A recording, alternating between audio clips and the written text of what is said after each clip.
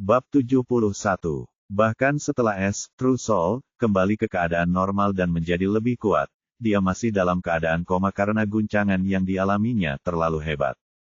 Namun, ini tidak menghentikan kekosongan gelapnya untuk terus melahap Ki Surgawi. Kepadatan Ki di wilayah kota cukup rendah, namun kehampaan yang gelap sepertinya tidak terpengaruh olehnya karena ia menarik Ki dari surga itu sendiri. Tiba-tiba, retakan mulai muncul di kehampaan gelap dan meridian Ki Es, saat keduanya terhubung. Retakan itu menyebar perlahan tetapi melahap Ki Surgawi tidak berhenti sama sekali. Saat berikutnya seolah-olah kekosongan gelap tidak dapat menahannya lebih lama lagi dan akhirnya runtuh bersama dengan meridian Ki Es. Seluruh tubuh Es tersentak karena keterkejutan yang tiba-tiba ini dan darah hitam mulai mengalir keluar dari lubangnya. Meridian Ki seperti jalan di dalam tubuh. Jalur ini merupakan jalur agar Ki dapat bersirkulasi dengan lancar di dalam tubuh. Tanpa jalur ini, tubuh tidak dapat menggunakan atau menyimpan Ki. Sudah menjadi rahasia umum jika meridian Ki seseorang rusak, maka ia akan lumpuh seumur hidup dan tidak akan pernah bisa berkultivasi lagi.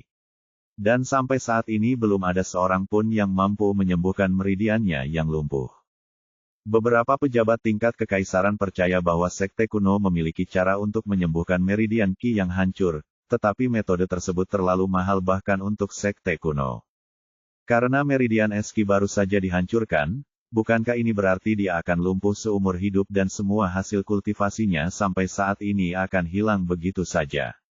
Namun anehnya, bahkan setelah meridiannya dihancurkan, 9 gerbang Ki-nya masih ada. Artinya dia masih seorang penggarap ranah gerbang Ki. Hanya saja tidak ada meridian Ki yang terhubung dengan gerbang untuk menarik Ki dari surga. Saat kehampaan gelap itu pecah, sesuatu yang lain muncul, itu seperti tirai gelap yang terangkat. Kekosongan gelap yang benar-benar baru muncul dengan sendirinya, namun jauh lebih kecil dari sebelumnya dan gelap dalam radian. Jika ruang gelap yang lama itu berbentuk bola seukuran telapak tangan, maka yang ini seukuran kuku jari tangan. Ini bukanlah akhir, pecahan dari kehampaan gelap yang lama mulai membentuk ruang di perutnya di sekitar kehampaan gelap yang baru. Ruang baru ini seperti ruang pikiran tetapi luasnya ratusan meter kubik dari awal dan ada kehampaan gelap di tengah-tengah ruang ini. Ini adalah ruang bela diri, yang terbentuk setelah kultivasi tubuhnya menerobos untuk pertama kalinya seperti ruang pikirannya. Tapi ini bukan jiwa aslinya. Saat ruang baru ini terbentuk dan kehampaan gelap baru terungkap, Ki Surgawi berhenti memasuki tubuhnya dan sejumlah besar haki mulai mengalir ke seluruh tubuh Es. Namun, ada sedikit campuran petir putih di haki ini. Ini adalah guntur surgawi yang telah ditelan oleh kehampaan yang gelap sebelumnya. Dimanapun haki baru mengalir di tubuh Es, meridian Ki baru terbentuk untuk menggantikan yang lama. Namun kali ini, meridian Ki tidak lagi transparan, melainkan hitam pekat dan lebih halus daripada meridian yang hancur. Meridian Ki juga memiliki banyak tipe yang berbeda dan istimewa, hanya saja sangat jarang menemukan satu jiwa pun di seluruh benua yang memilikinya. Dan meridian yang terbentuk di tubuh Es adalah Primordial Darkness Meridian. Tanda seru, Es akan menemukan manfaat meridian ini di masa depan. Setiap kali seseorang masuk ke ranah Ki Foundation Building, gerbang Ki mereka yang terbuka di ranah Ki Gate akan berubah menjadi batu tulis. Selain itu, batu tulis ini akan diperkuat atau dibaptis dari Ki duniawi yang murni. Mereka menyebut batu tulis ini, batu tulis fondasi, dan Ki dunia, yang murni ini berasal langsung dari kehendak dunia, itu sendiri dan akan membantu membangun batu fondasi yang kuat. Berapa banyak Ki dunia yang akan Anda dapatkan tergantung pada gerbang Ki yang Anda buka di alam budidaya pertama. Itu semacam pengakuan terhadap kehendak dunia yang Anda jalani juga. Penggarap dengan 5 batu fondasi atau papan Ki hanya akan mendapatkan 1 baptisan, artinya hanya 1 batu tulis Ki yang akan berubah menjadi batu tulis sempurna dengan 1 retakan di atasnya. Dan 4 papan lainnya akan berubah menjadi papan retak dengan masing-masing 9 retakan. 6 gerbang akan menerima 3 baptisan. 8 gerbang akan menerima 5 baptisan dan tidak ada yang tahu apa yang akan terjadi di gerbang ke-9 karena mereka bahkan tidak mengetahui keberadaan gerbang ini sejak awal. 5 batu berarti fondasi retak, 6 batu berarti fondasi cacat, 7 berarti lengkap, dan 8 berarti fondasi sempurna di dunia langit emas. Meridian kegelapan primordial es akhirnya selesai terbentuk dan sekarang dia tidak memiliki sedikit pun ki surgawi di meridiannya, hanya HD ki murni yang mengalir di saluran meridian seluruh tubuhnya. Akhirnya, meridian gelap mulai terhubung dengan 9 gerbang ki surgawinya yang terbuka. 5 gerbang pertama es tidak segelap gerbang kegelapannya yang tersembunyi. Namun saat ini 5 gerbang lainnya mulai menjadi gelap gulita, begitu pula dengan gerbang tersembunyinya. Gerbang gelap mulai menghilang dari posisinya dan perlahan muncul satu demi satu di perutnya, di mana kekosongan gelap baru melayang di ruang persilatannya dengan damai sambil menyuplai haki di tubuh es. 9 gerbang gelap mengelilingi kehampaan gelap dalam lingkaran dan kehampaan gelap melepaskan 9 rantai ki biru tua yang masing-masing terhubung ke satu gerbang gelap. Saat ini terjadi, gerbang mulai berubah menjadi papan tulis satu persatu. Begitulah pembentukan batu pondasi, namun bedanya batu pondasi es terbentuk secara mandiri tanpa adanya berkah duniawi. Karena tidak ada seorang pun yang memenuhi syarat untuk memberkatinya, hanya surga yang berhak, tetapi surga lebih memilih membunuhnya daripada memberinya lebih banyak berkah. Terlebih lagi, es tidak membutuhkan restu siapapun karena dia adalah pencuri surga dan ki surgawi adalah berkah terbesar yang bisa dia minta, apalagi dia memiliki keunggulan dari sistem tersebut. Gerbang terakhir es berubah menjadi papan tulis dan yang mengejutkan, ke-9 papan tulis itu terbentuk dengan sempurna, tidak ada satupun goresan di atasnya. 9 lempengan pondasi melayang di kehampaan gelap dengan rantai biru tua melekat padanya. Selain itu, petir putih akan menyambar pelat hitam sesekali. Inilah fondasi surgawi sebenarnya dari 9 gerbang surgawi. Namun, ini bukanlah akhir dari rantai biru tua. Ki biru tua mulai memasuki batu fondasi dan berbagai simbol rahasia biru tua mulai terukir di batu tulis gelap untuk membentuk kitab suci yang berbeda di setiap batu tulis. Jika es menyadarinya, dia akan terkejut melihat ukiran kitab suci ini karena ini adalah metode budidaya lengkap dari kultivasi bela diri pencuri surga yang sedang terukir di pilar fondasinya saat ini. Setelah teknik itu benar-benar terukir pada batu fondasi, tulisannya menghilang dan semuanya kembali ke keadaan gelap gulita seolah-olah tidak terjadi apa-apa. Rantai hitam itu juga kembali ke kehampaan yang gelap. Batu fondasi dan kehampaan gelap akhirnya kembali ke alam damainya, tetapi sekarang semua meridian gelap, batu fondasi gelap, dan ruang bela diri terhubung ke kehampaan gelap es. Kekosongan kegelapan purba, Dark Void, sudah menjadi seperti inti dari budidaya bela dirinya. Tubuh sekarang jika dihancurkan semuanya akan berakhir, tetapi itu tidak mungkin. Es akan mengetahui hal ini di masa depan dan akan terkejut karenanya. Di luar tubuh es, ketika meridian barunya terbentuk, tubuhnya mulai pulih dengan kecepatan yang mencengangkan. Pada akhirnya, ketika teknik pencuri surga terukir di batu fondasinya, es sembuh total, kulitnya bersinar sehat dan orang-orang akan mengira dia tidur nyenyak jika mereka melihatnya sekarang. Hanya pakaiannya yang hangus dan berlumuran darah yang menceritakan kisah sebenarnya. Pada saat ini, suara sistem yang manis dan tanpa emosi terdengar di benaknya. Selamat kepada tuan rumah atas pengembangan Dark Foundation. Tuan rumah telah mencapai tahap awal dari alam membangun fondasi surgawi. Hadiah, 500 poin pencuri. Status tuan rumah telah diperbarui. Namun es masih belum sadar karena masih tertidur pulas. Beruntung tidak ada monster iblis di wilayah inti, jika tidak, itu akan menjadi makanan mereka.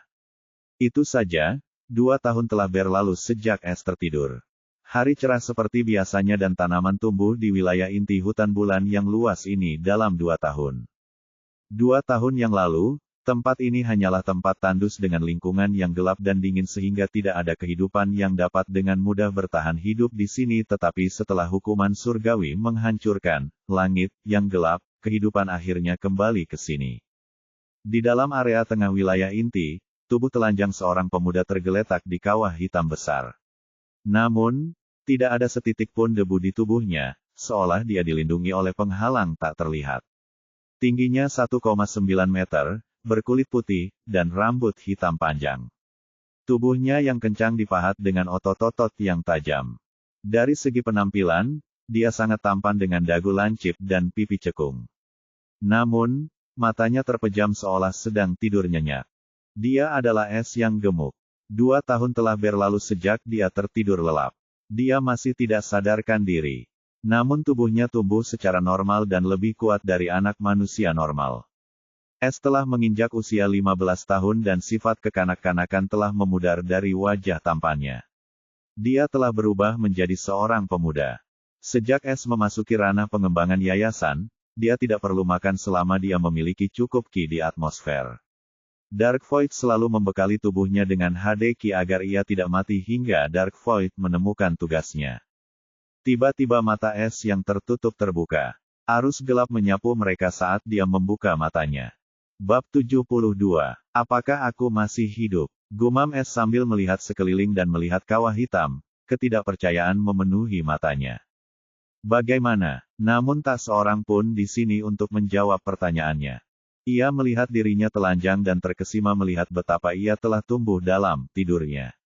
Baginya, rasanya seperti momen telah berlalu sejak ia kehilangan kesadarannya. Perubahan dalam tubuhnya ini merupakan kejutan besar. S segera membuka panel sistem dan melihat serangkaian pemberitahuan sistem pada panel pemberitahuan.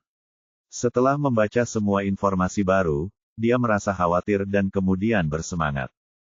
Hahaha, rupanya keberuntungan ada di pihakku. Gerutu S sambil tertawa terbahak-bahak.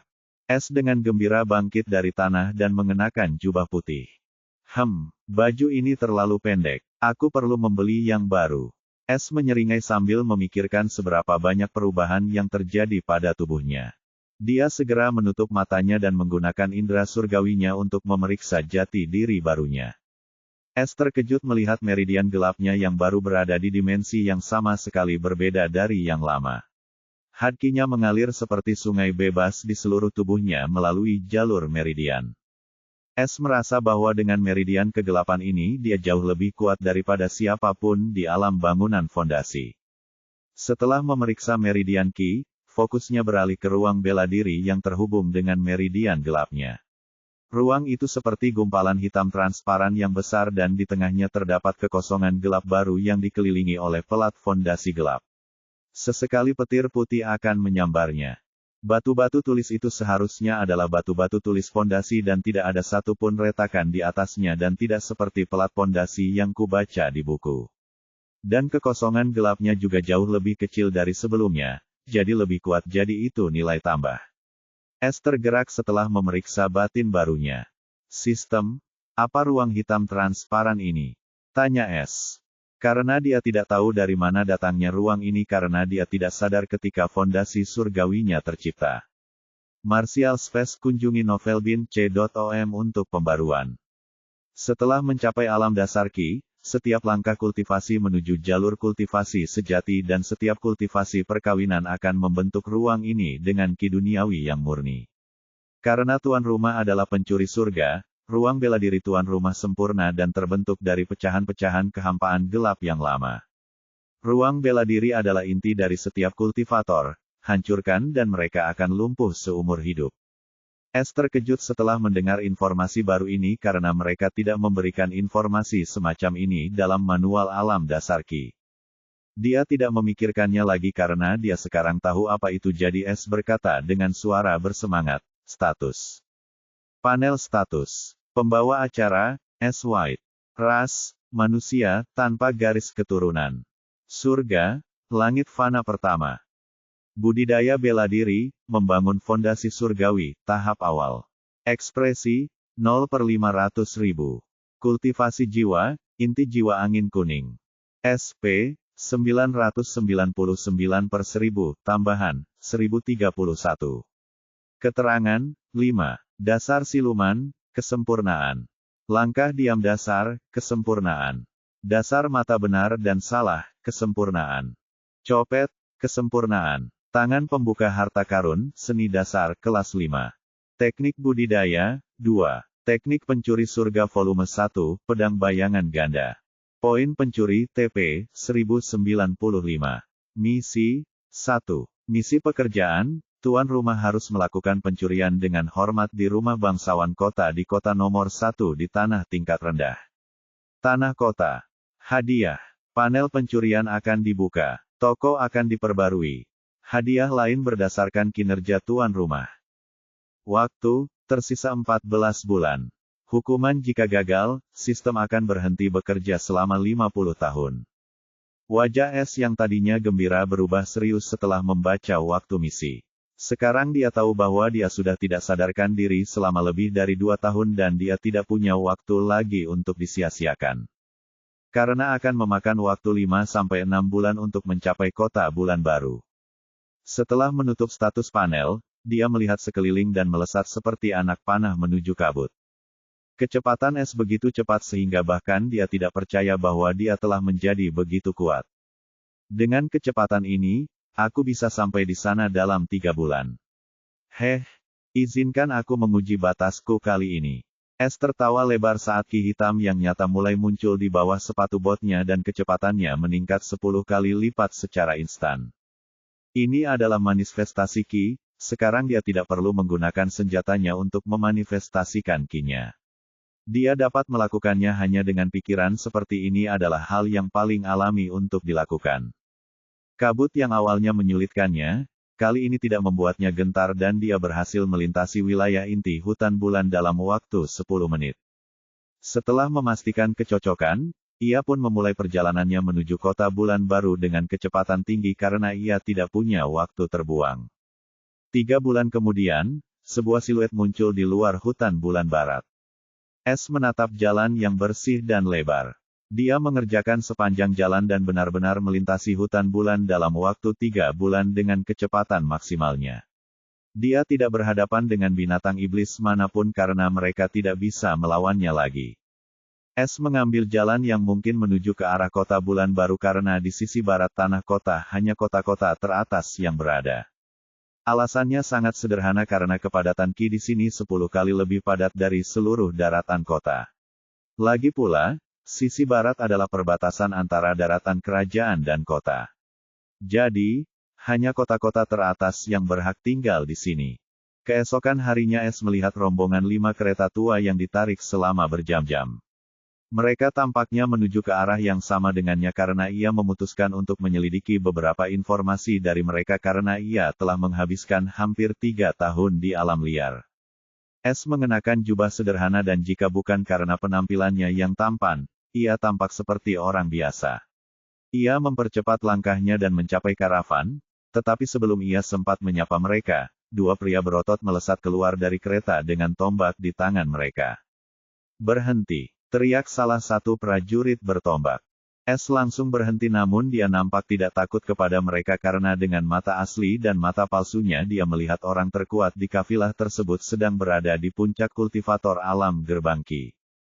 Namun karena ia tidak datang ke sini untuk membuat masalah, ia hanya mengangkat tangannya dan berkata dengan wajah polos, "Saya datang ke sini hanya untuk bertanya, Tuan-tuan, apakah Anda juga akan pergi ke kota bulan baru?"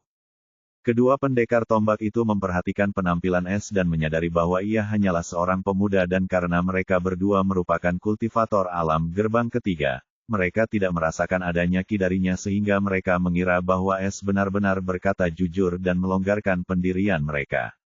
Kota bulan baru. Kota itu beserta kota-kota bawahannya baru dipromosikan 1 tahun yang lalu dan sekarang semua penduduk kota itu sudah lama dipindahkan ke kerajaan Palu Emas sejak mereka berada di bawah kekuasaan hukum mereka. Dan di kota bulan baru, wilayah lama sekarang terletak kota bercahaya, yang dulunya merupakan kota nomor 2 dan sekarang menjadi kota nomor 1. Keduanya berkata satu demi satu, karena S tidak terlihat berbahaya, mereka memutuskan untuk memberinya penjelasan. S mengernyitkan dahinya namun tidak kehilangan ketenangannya saat mendengar kota bulan baru sudah lenyap setahun yang lalu dan mengutuk surga dalam hatinya karena ia tidak sadarkan diri akibat hukuman surgawi. Jika dia baru datang setahun yang lalu, dia pasti sudah menyelesaikan misinya. Sekarang, apa yang bisa dia lakukan untuk merampok kekuatan setingkat kerajaan? Tidak, dia tidak bisa melakukannya karena dia tidak punya waktu untuk pergi ke tanah kerajaan. Jadi, "Nak, dari mana asalmu? Kau bahkan tidak tahu acara besar ini. Kau bukan dari kota-kota di wilayah barat." Sebuah suara tua terdengar dari kereta. Jelas itu suara seorang pria tua. Es tersadar dari lamunannya dan menjawab dengan sopan sambil tersenyum, "Tuan benar, saya bukan dari negeri barat. Saya datang dari negeri timur dan ingin mengunjungi kota Bulan Baru. Sayang sekali kota itu sudah lama hilang." Es tidak kehilangan ketenangannya dan tidak takut bahwa akan sulit bagi anak muda seperti dia untuk menyeberangi hutan bulan yang luas sendirian. Seperti yang diduga, mereka semua terkesiap kaget dan memperhatikan anak muda itu lebih teliti. Tetapi tidak peduli seberapa besar mereka mempertanyakan ki mereka, dia terlihat biasa saja, bahkan lelaki tua yang paling berkuasa itu tidak menemukan sesuatu yang aneh padanya. Mereka hendak bertanya lebih lanjut ketika Es memutuskan untuk mundur dan memikirkan apa yang harus dilakukan sekarang karena targetnya sudah pergi. Dia mengaktifkan langkah diamnya dan menghilang seperti angin. Terdengar suara tertahan yang mengagetkan di area itu dan salah seorang prajurit bertombak bertanya dengan suara gemetar, "Pen Penatua ke anak muda itu?" Sebelum dia sempat menyelesaikan kata-katanya, suara orang tua itu terdengar lagi, tetapi kali ini serius, "Jangan bicara lagi. Seseorang seusianya dan jika dia benar-benar berada di alam itu, kita tidak dapat melupakan semua ini, kita tidak pernah melihat siapapun yang permainan kata-kata." Butiran keringat mulai terbentuk di dahi mereka berdua ketika mereka berteriak serempak, "Dimengerti." Dan memulai perjalanan lagi. "Kakek, kenapa kamu begitu gugup?" Sebuah suara manis bergema di dalam tempat lelaki tua itu duduk. "Gadis kecil, berhentilah menyelidiki dan jangan bertanya tentang kejadian ini lagi." Balas lelaki tua itu ke arah gadis kecil itu sambil memejamkan mata. Dari mana datangnya anak muda itu? Apakah dia dari sebuah kerajaan? Pikir lelaki tua itu serius. Bab 73. Es mengamati kafilah itu pergi dengan tenang dari kesan dan menyampaikan suaranya dalam ingatan. "Sistem, kau mendengar apa yang mereka katakan, kan? Apa yang harus kulakukan? Misi tuan rumah adalah melakukan pencurian dengan baik di kota nomor 1 di tanah tingkat rendah. Artinya, kota manapun yang menjadi nomor 1 adalah target Anda. Tidak masalah apakah kota itu menjadi nomor 1 hari ini atau besok." Es merasa lega setelah mendengar ini, dia juga memikirkan hal ini terlebih dahulu dan itulah alasannya dia mengonfirmasi dengan sistem juga. Sekarang dia punya target baru, kota bercahaya. Jika dia mau, dia bisa saja ikut dengan rombongan kereta itu, tetapi dia memutuskan untuk tidak melakukannya. Karena dia di sini untuk bertengkar kota, Es tidak ingin menyeret seseorang tanpa alasan. Itulah sebabnya dia menampilkan langkah-langkahnya yang senyap kepada mereka sehingga mereka dapat mengira sebagai penghuni tanah tingkat tinggi dan menakut-nakuti mereka agar merahasiakan keberadaannya. Es telah memahami satu-satunya aturan terpenting di dunia kompas ini, yaitu kekuatan. Jika kamu memilikinya, kamu dapat melakukan apa saja dan tidak ada yang berani melawanmu. Jika tidak, bahkan manusia biasa akan memperlakukanmu seperti budak. Ia terus berjalan ke arah yang sama dan selama 3 hari ia melihat sebuah gerbang kota yang menjulang tinggi. Gerbang itu jauh lebih megah daripada gerbang kota manapun yang pernah dilihatnya dalam perjalanannya. Dari luar, samar-samar terlihat deretan bangunan berwarna-warni. Es terkagum-kagum dengan pemandangan kota besar ini dan langsung menduga bahwa ini adalah kota bercahaya. Dia melihat para penjaga di puncak gerbang ki berjaga dan memeriksa kartu kristal identitas pengunjung. Mereka memungut biaya tol dari para pengunjung dan membiarkan mereka lewat setelah memverifikasi dan mencatat identitas mereka di kristal merah besar.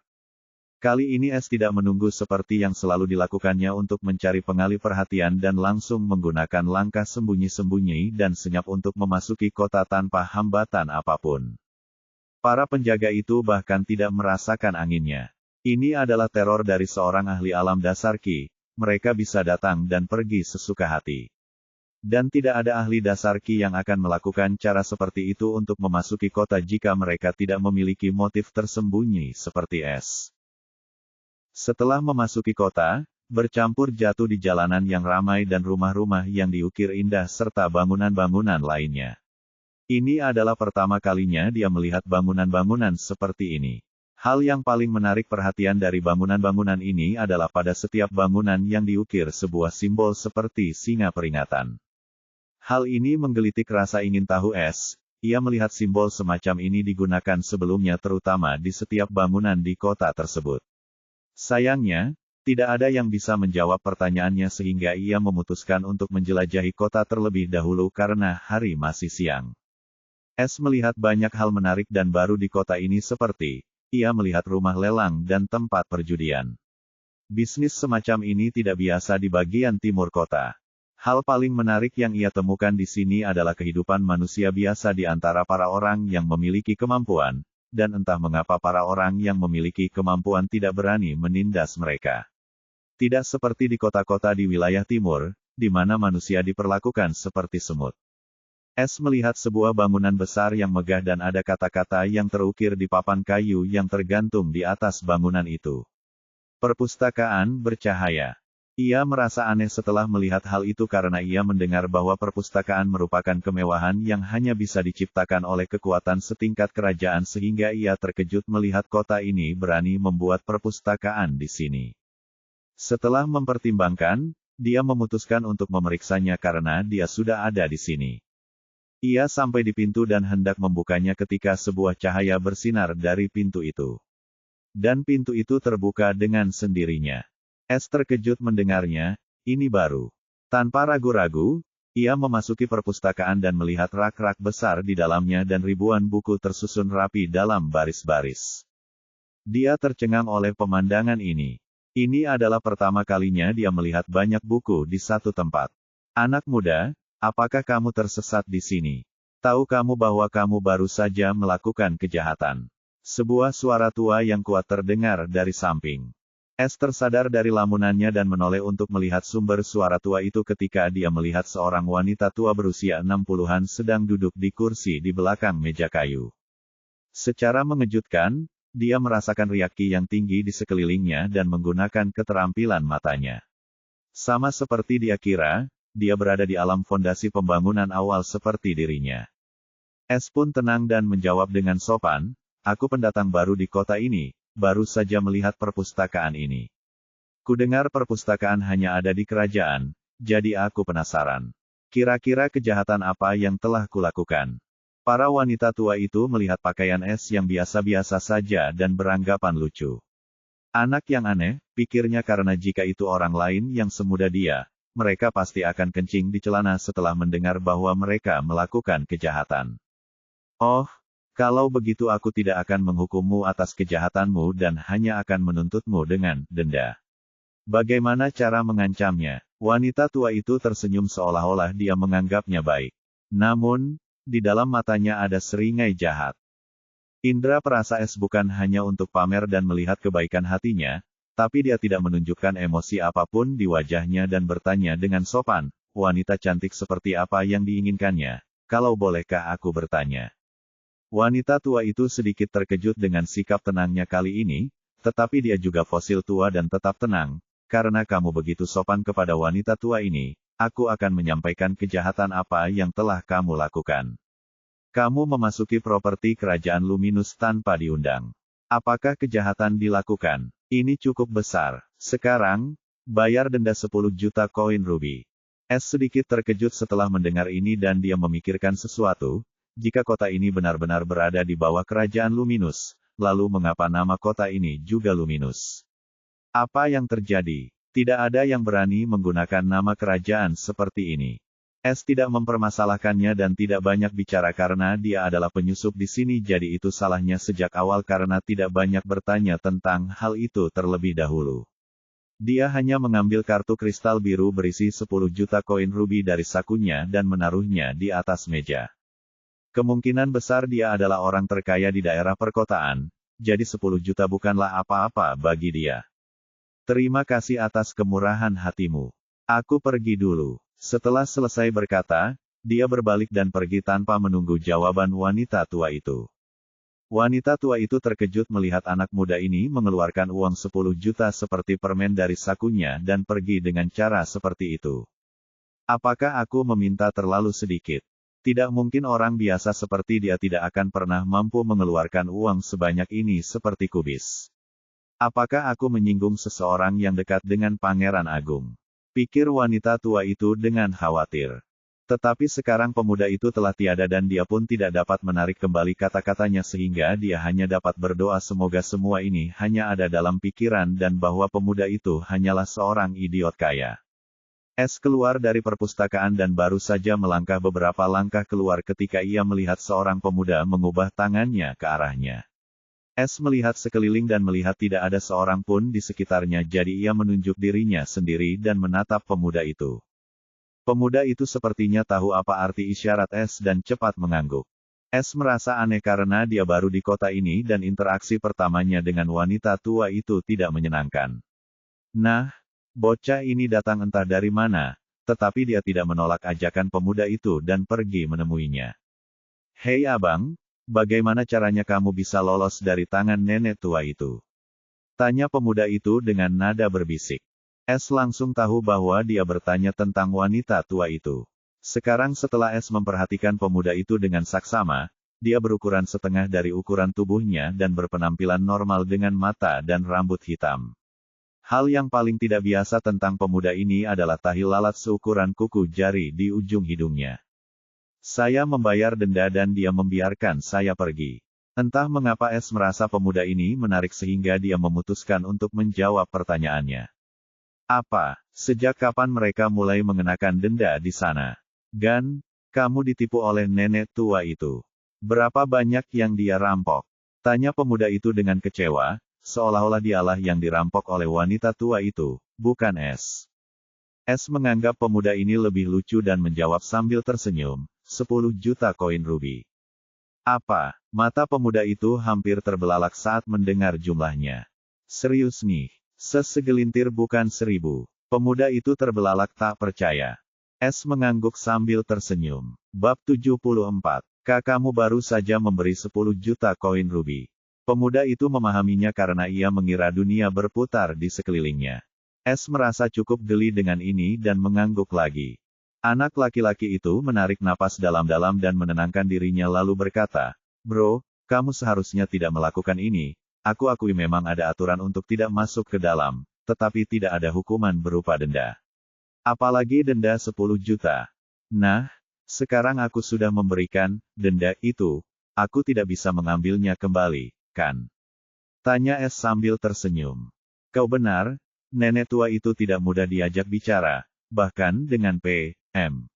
Di mana sopan santunku? Aku terus bertanya padamu dan bahkan tidak memperkenalkan diriku sendiri. Namaku Bill. Bill awalnya ingin mengatakan sesuatu tetapi dia dengan cepat mengubah topik seolah-olah dia tidak ingin menyatakan lagi. Asher. S tidak ingin menggunakan namanya jadi dia hanya menggunakan nama yang pertama kali muncul di pikiran. Asher tidak diragukan lagi adalah musuh pertamanya yang menginginkan rahasianya sejak awal dan Eva juga merupakan bawahannya terlebih dahulu tetapi sayangnya dia seharusnya sudah mati sekarang karena dia mengetahui sifat Dulce dengan baik. Bill tak mengira kalau ada orang yang akan memakai nama palsu di sini jadi dia melanjutkan, Asher kamu pasti baru di kota ini kan atau kamu tidak akan masuk ke sana. S juga ingin mencari beberapa informasi mengenai hal ini dan Bill ini tampaknya orang yang cukup lucu jadi dia memutuskan untuk bertanya kepadanya. Ya, saya baru saja datang ke sini beberapa jam yang lalu dan saya tidak tahu banyak tentang kota ini. Bisakah Anda memberitahu saya mengapa ada perpustakaan di sini? Tanyanya. Bill mendekati S sebelumnya karena masalah pribadinya dan setelah melihat pakaian biasa, ia ingin membantu jika ia dalam kesulitan. Namun, ketika dia mendengar S mengatakan bahwa dia baru saja memberikan 10 juta koin rubi kepada nenek tua itu, dia merasa marah, tetapi dia tidak dapat melakukan apa-apa sehingga dia harus melepaskannya. Setelah dia memutuskan untuk berteman dengan S karena dia terlihat baik dan seumurannya. Dan yang terpenting dia pasti kaya. Jadi, di mata Bill, S memenuhi syarat untuk menjadi temannya. Pertama, kita harus keluar dari sini, karena kita berteman, mari kita pergi ke Jade Pavilion, restoran terbaik di seluruh negeri. Aku sangat senang bertemu dengan saudara Asher. Bill mulai berjalan ke arah pavilion giok ini dengan gembira. Dia merasa sangat senang karena dia pikir dia akhirnya punya teman. Alis S sedikit terangkat ketika mendengar, restoran terbaik di seluruh negeri kota, dan dia mengerutkan kening ketika mendengar, teman. Namun dia tidak mengatakan apapun karena dia tidak mengenal siapapun di sini dan Bill ini tampaknya cukup berpengetahuan. Jadi dia mengikuti Bill untuk mencoba restoran ini karena dia sangat menyukai makanan enak dan selama bertahun-tahun dia memakan daging panggang binatang iblis dan sekarang dia sudah bosan. Setelah berjalan selama 15 menit, akhirnya dia melihat sebuah bangunan mewah berwarna emas. Bangunan itu memiliki lantai 15 dan bertuliskan, Jade Pavilion, dengan huruf-huruf berwarna perak. Bahkan S merasa bangunan ini agak terlalu dibesar-besarkan. Bangunan ini terlalu mencolok dan megah, sekarang dia benar-benar ingin tahu apakah Pavilion Giok ini benar-benar yang terbaik di luar sana atau tidak. Bill melihat reaksi S dan sedikit membusungkan dadanya dan merasa bangga pada dirinya sendiri. Karena S adalah temannya, dia tidak akan memperlakukannya dengan pelit. Dengan ekspresi bangga, dia memasuki gedung bersama S. Kita butuh ruang VIP. Ia memerintahkan seorang petugas yang tampaknya mengenalnya dan ia segera membawa mereka berdua ke lantai atas. S melihat ini dan berpikir bahwa, teman barunya cukup terkenal. Petugas itu membawa mereka ke lantai 3, di mana terdapat total 10 kamar pribadi dan masing-masing kamar didekorasi dengan batu giok dan ornamen mahal. Bagian dalam gedung itu, bahkan melebih-lebihkan bagian luarnya.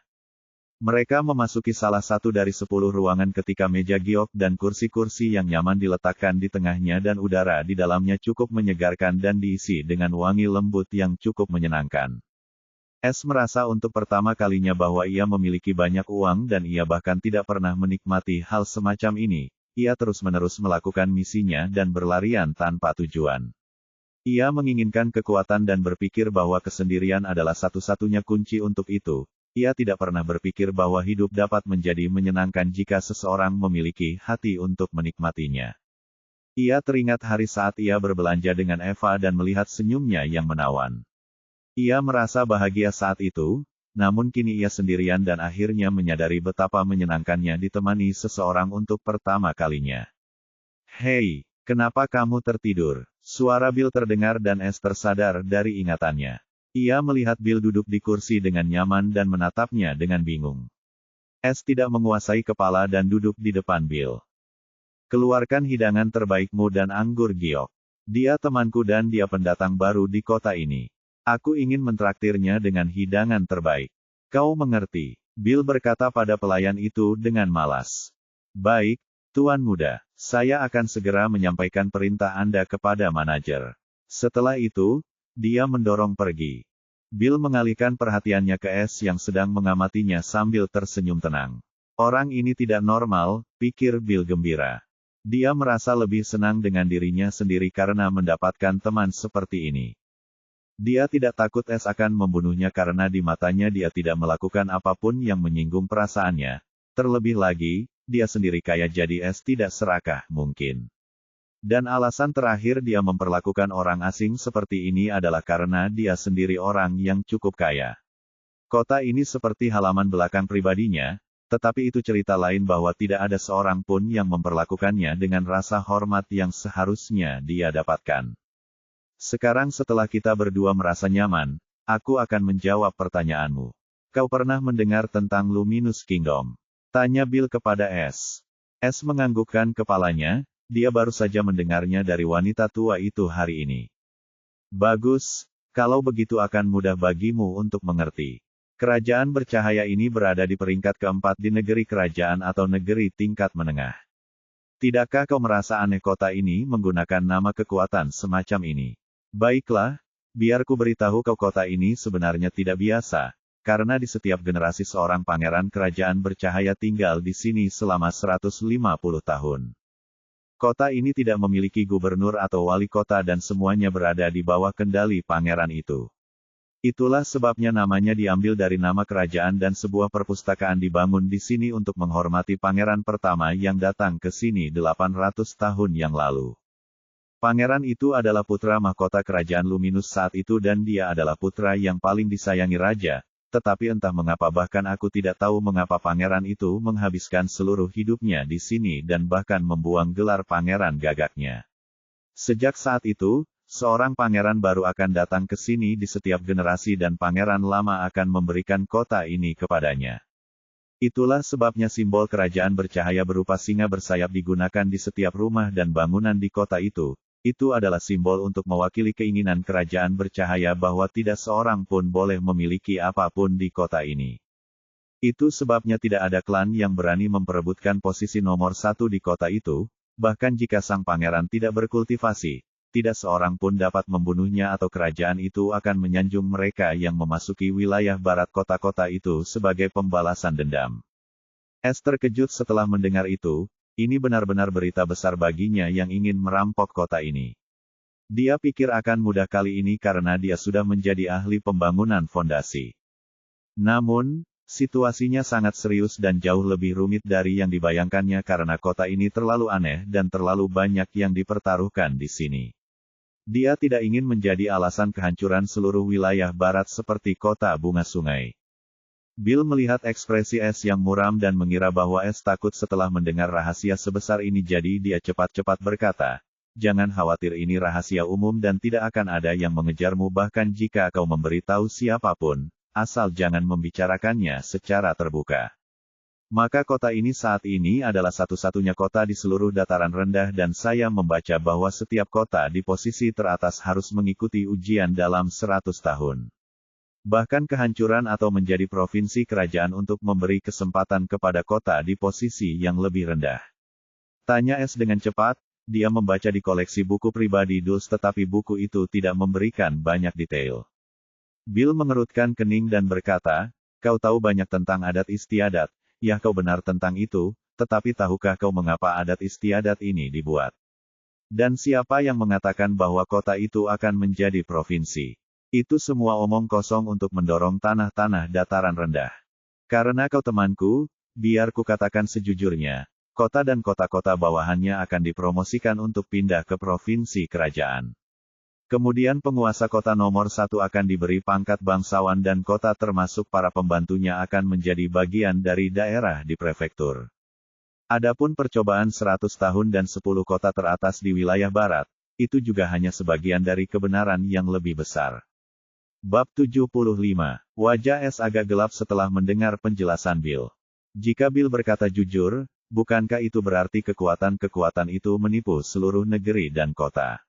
Lebih jauh lagi, Bill juga tampak bukan sekadar bangsawan muda biasa karena pengetahuannya yang mendalam. Bill tersenyum puas sambil melirik Es, dia sangat puas melihat reaksi Es. Jari-jarinya mengetuk meja dengan lembut, dan dia melanjutkan, "Tidakkah kamu merasa aneh bahwa 10 kota teratas di tanah dataran rendah berada di bawah 10 kerajaan teratas? Mengapa bukan kerajaan lain, mengapa hanya 10 kekuatan teratas?"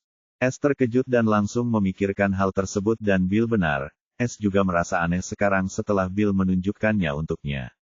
"Tuan muda Bill, pengetahuanmu jelas jauh lebih besar dariku, jadi tolong beri aku pencerahan." Pandangan aneh melintas di mata Es, tetapi ekspresi tetap tidak berubah. Bill merasa semakin bangga pada dirinya sendiri setelah mendengar pujian Es dan berpikir bahwa ia akhirnya berhasil memenangkan hati Es. Ia hanya kagum di depan Es dengan pengetahuannya yang mendalam yang hanya ia miliki karena latar belakangnya.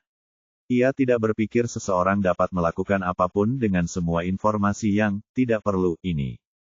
Namun, teman barunya ini tampaknya cukup tertarik pada sejarah dan rahasia tak berguna dari negeri-negeri tingkat atas sehingga ia berpikir ini adalah kesempatannya untuk memenangkan hati Es hanya dengan menukar pengetahuan tak berguna ini. Dan ia akhirnya akan memiliki teman seusianya yang kaya raya.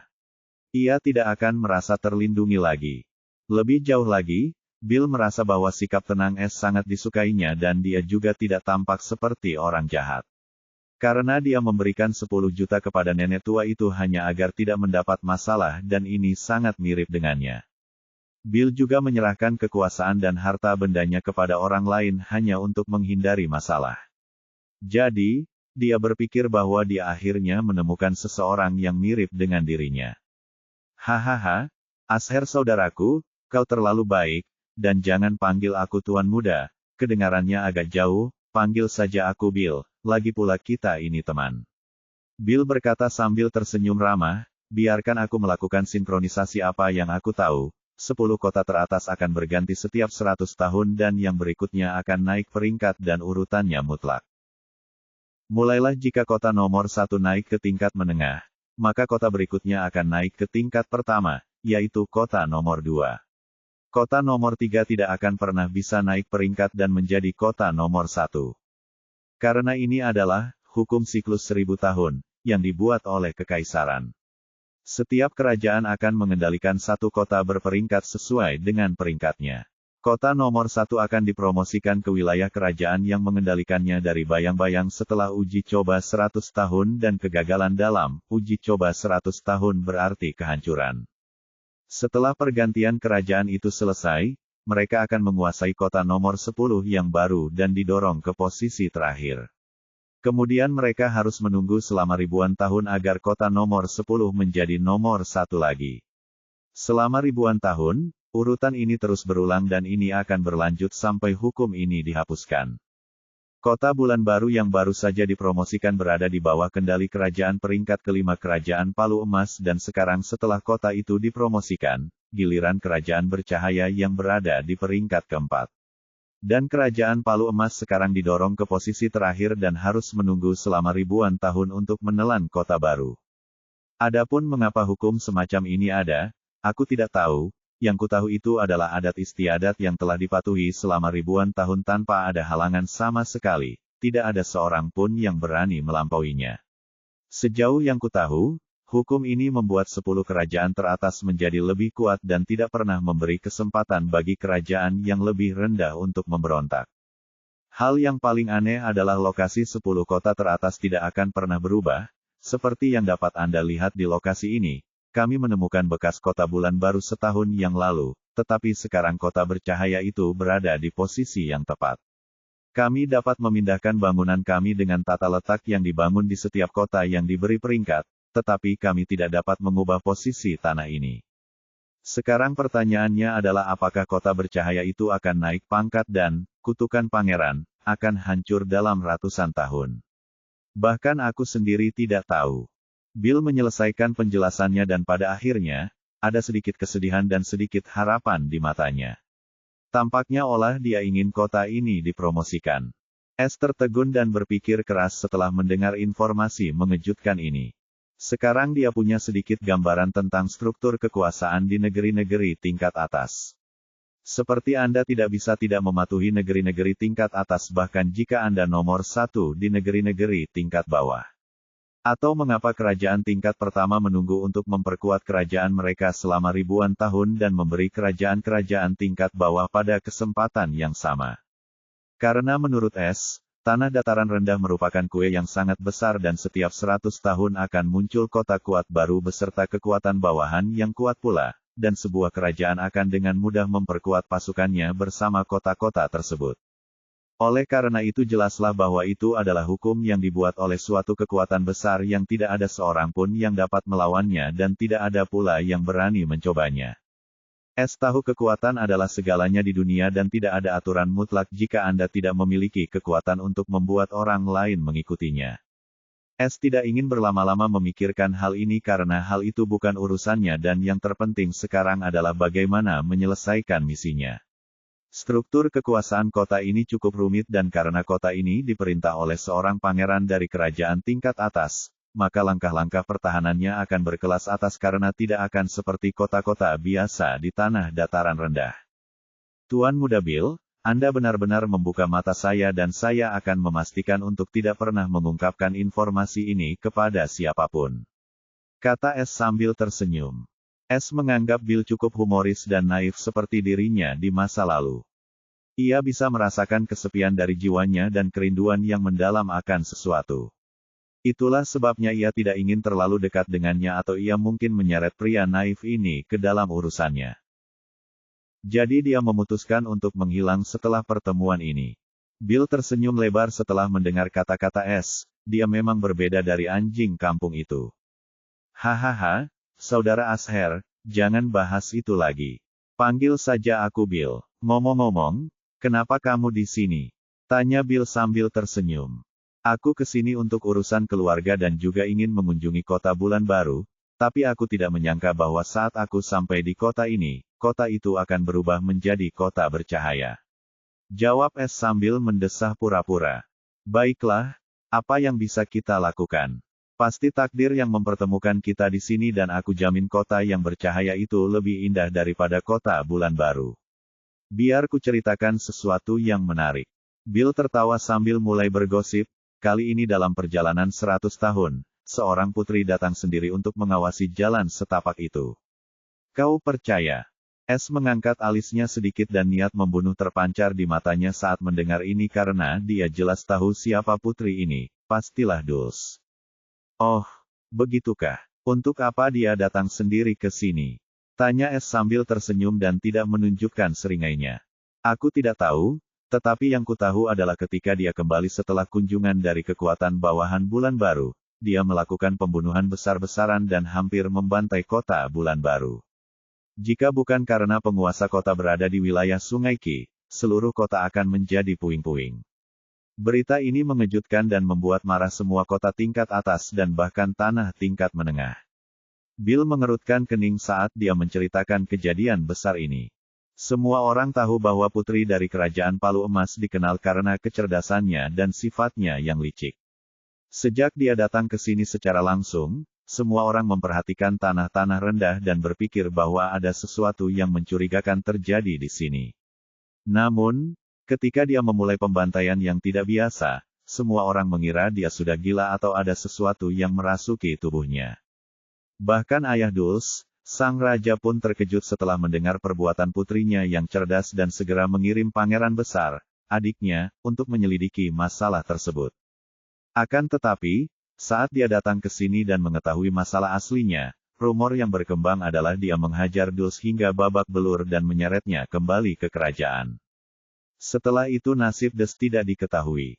Semua orang mengira ini hanyalah rumor yang tidak masuk akal dan tidak ada yang mempercayainya.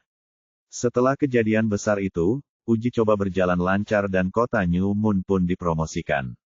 Anehnya, sang pangeran agung langsung kembali dan pergi ke arah timur setelah kejadian itu. Pangeran agung itu adalah sang alkemis yang menemukan mawar darah bertahun-tahun yang lalu. Entah kenapa saat S mendengar ini dia merasa sangat senang dengan kemalangan Deja Vu dan Golden Hammered Kingdom. Dia berpikir dalam hatinya dan berpikir, mereka pantas mendapatkannya. Bab 76. Bill akan melanjutkan ketika terdengar ketukan di ruang pribadi dan dia berkata dengan santai, masuk. 5 wanita cantik memasuki ruangan secara berjajar, di tangan mereka yang cantik ada nampan penuh hidangan harum. Mereka dengan anggun menata hidangan itu di atas meja satu persatu dengan senyum berseri-seri di wajah mereka.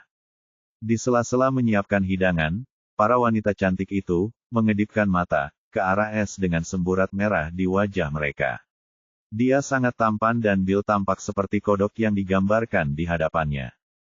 Namun sayang S seperti batu karang dan tidak berkedip sedikit pun terhadap sinyal istimewa mereka karena menurutnya gadis-gadis itu sangat biasa saja dibandingkan dengan Eva. Seakan-akan dia kebal terhadap para wanita cantik itu. Fokus utama S adalah pada hidangan yang tampak lezat. Lagi pula, dia telah berkelana di alam pembohong selama bertahun-tahun dan hanya makan daging panggang, dan bahkan sebelumnya tidak pernah mencium atau melihat makanan seenak ini sebelumnya. Dia mengeluarkan air liur untuk pertama kalinya setelah menjadi seorang terampil. Di sisi lain, Bill membukakan matanya saat dia menjadi bingung dan sedikit marah setelah mengamati. Para wanita cantik itu hanya memandang S seperti mangsa dan mengabaikannya seperti dia adalah batu di hadapan kristal. Tuan muda ini adalah jenius paling luar biasa di negeri-negeri kota dan mereka berani mengabaikanku. Tak termaafkan.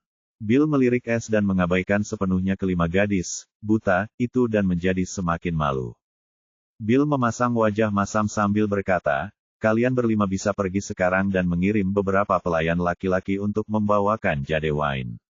Setelah itu, dia berpikir dengan bangga, karena kalian berani mengabaikan tuan muda ini, lihat bagaimana aku menghadapi kalian. Setelah menerima perintah Bill, kelima pelayan itu menatap tajam ke arah Bill terlebih dahulu dan pergi dengan enggan setelah melihat sekilas wajah tampan S. Hari ini mereka bahkan tidak diberi kesempatan untuk melayani tuan muda yang ramah ini, bagaimana mungkin mereka tidak merasa kesal? Bill berpura-pura tidak menyadari datangnya bermusuhan dari kelima wanita cantik itu dan terbatuk untuk menyembunyikan rasa malunya sebelum berkata, "Saudara Asher, silakan ambil sendiri. Hidangan ini dibuat oleh binatang iblis tingkat gerbang Ki ketiga dan rasanya paling enak saat masih panas." Ia memperkenalkan hidangan yang mengepulkannya kepada S. "Ini traktiran saudaramu jadi jangan malu-malu." S juga tidak berdiri di tempat dan mulai makan. Setelah menggigitnya, matanya sedikit melebar dan sedikit kegembiraan terpancar di matanya. Rasa ini luar biasa. Mereka pantas mendapatkan reputasi sebagai restoran nomor 1 di kota-kota. Dia menyiapkan daging itu lebih cepat.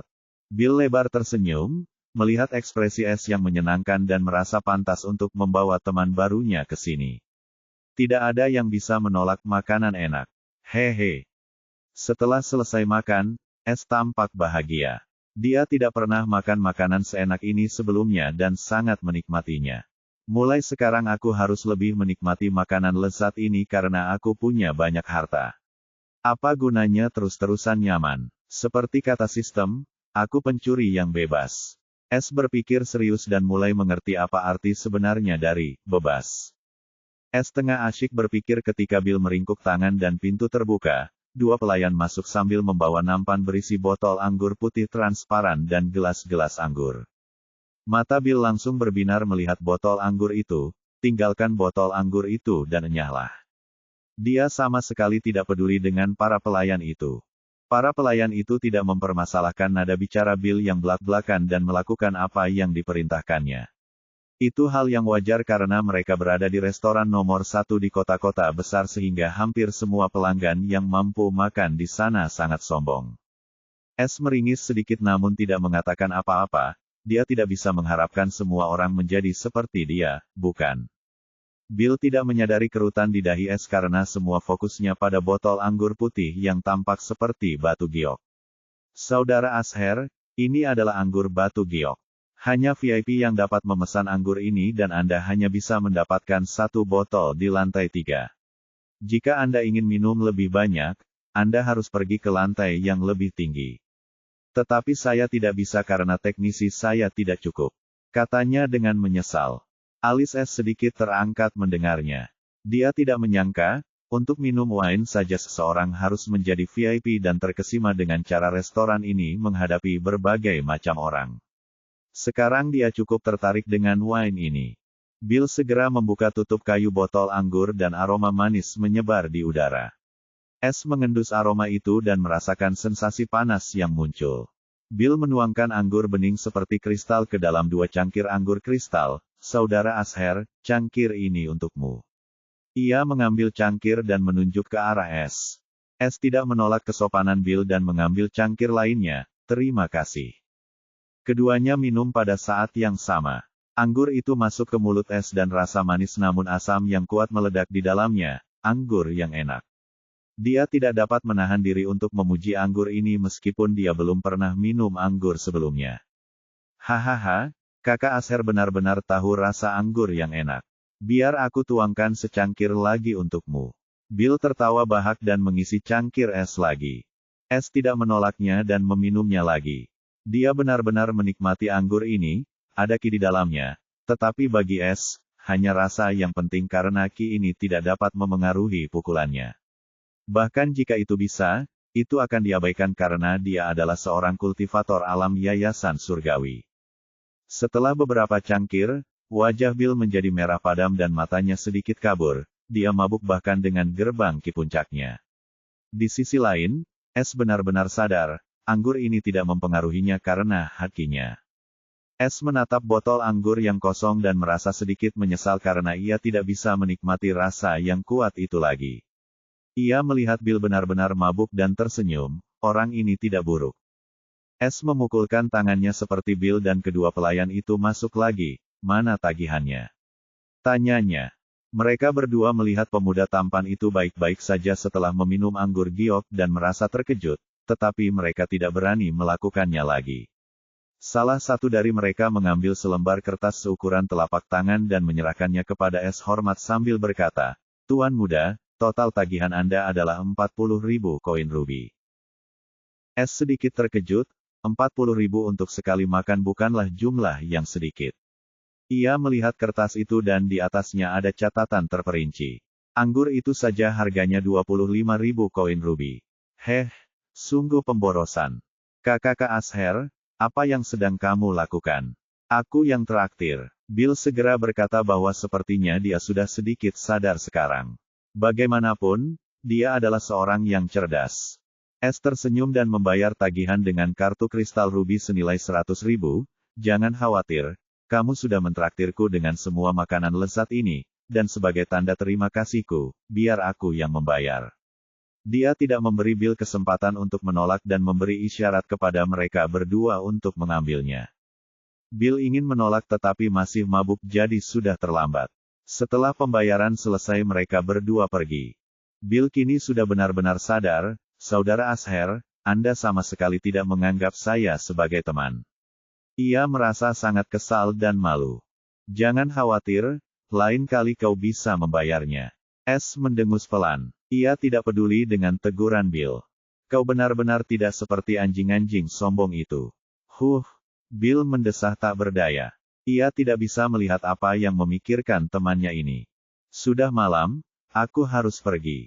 Sampai jumpa lagi jika takdir mengizinkan. Kata Es sambil tersenyum. Sudah waktunya untuk pergi, mungkin dia tidak akan bisa bertemu pria naif ini lagi. Dia masih tidak menganggap Bill sebagai teman, tetapi juga bukan orang luar.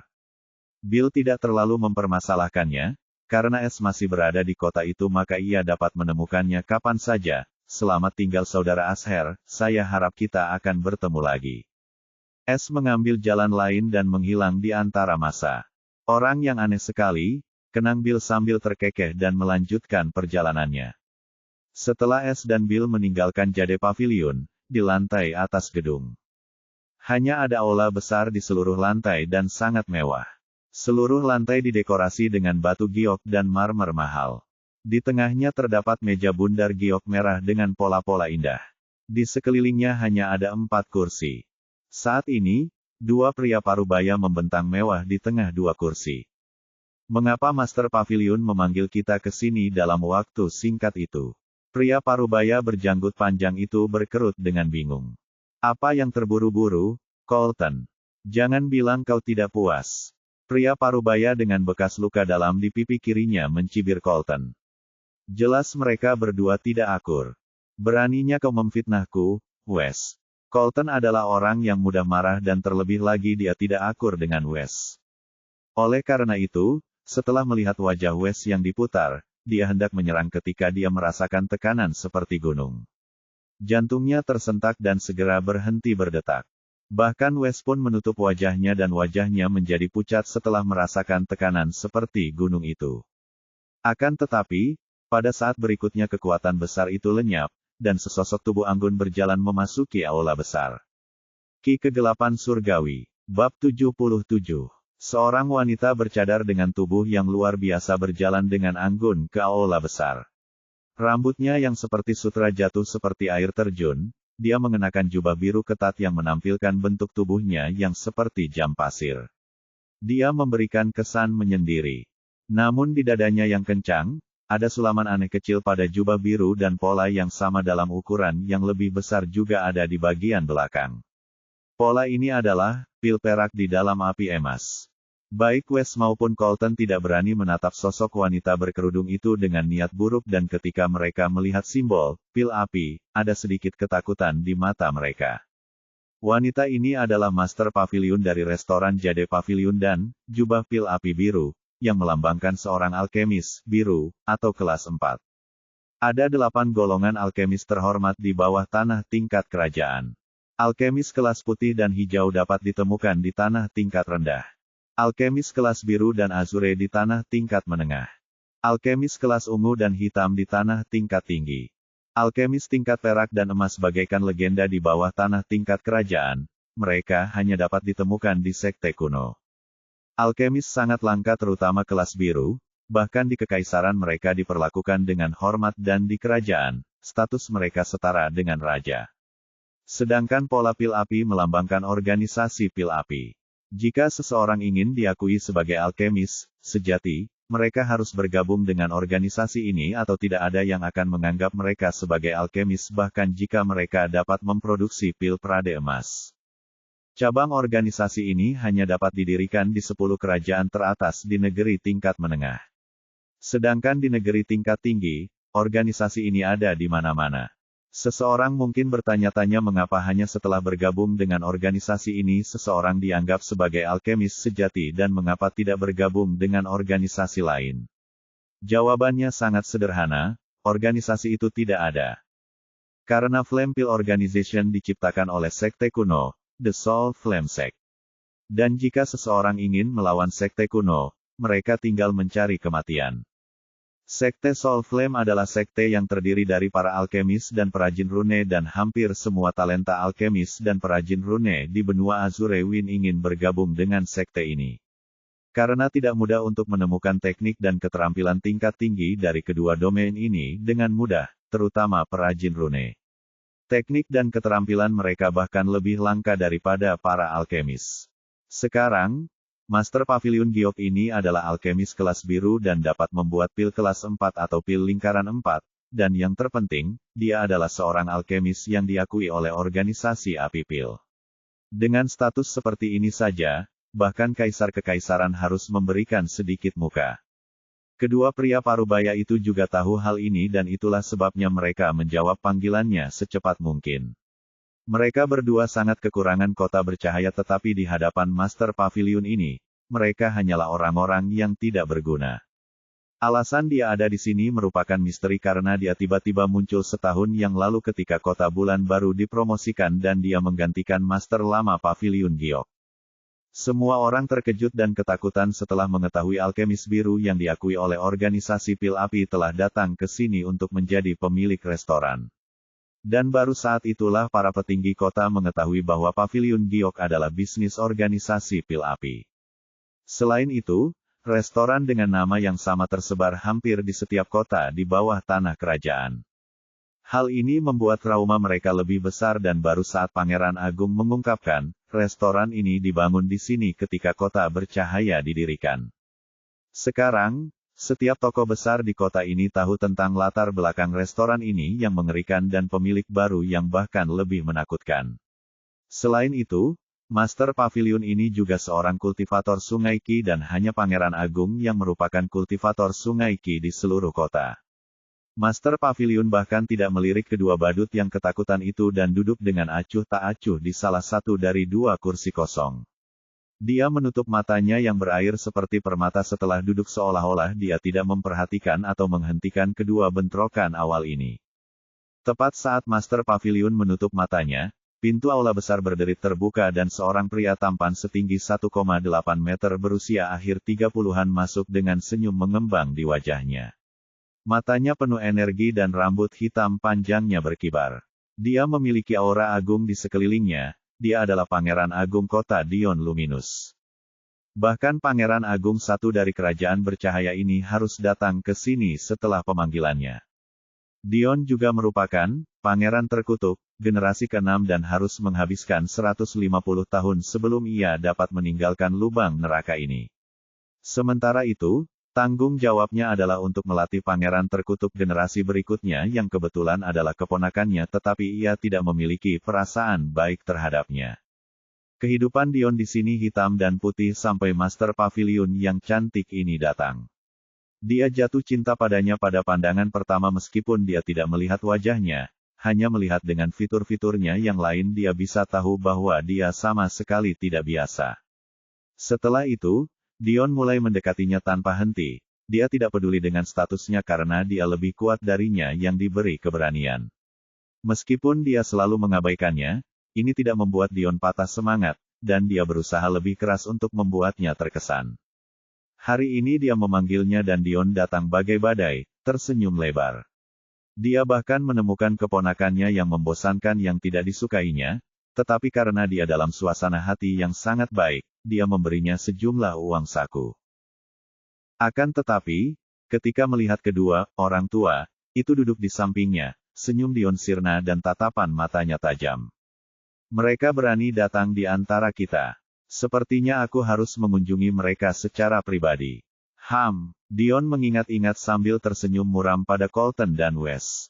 Dia juga di sini. Pikiran ini muncul di benak Colton dan Wes. Meskipun demikian, hati mereka yang tegang sedikit mengendur, dan mereka sangat senang karena mereka merasa tidak nyaman dan takut duduk sendirian dengan wanita yang menakutkan ini. Namun kegembiraan mereka tiba-tiba berubah menjadi kepahitan setelah melihat tatapan mata dingin dan senyumnya yang muram.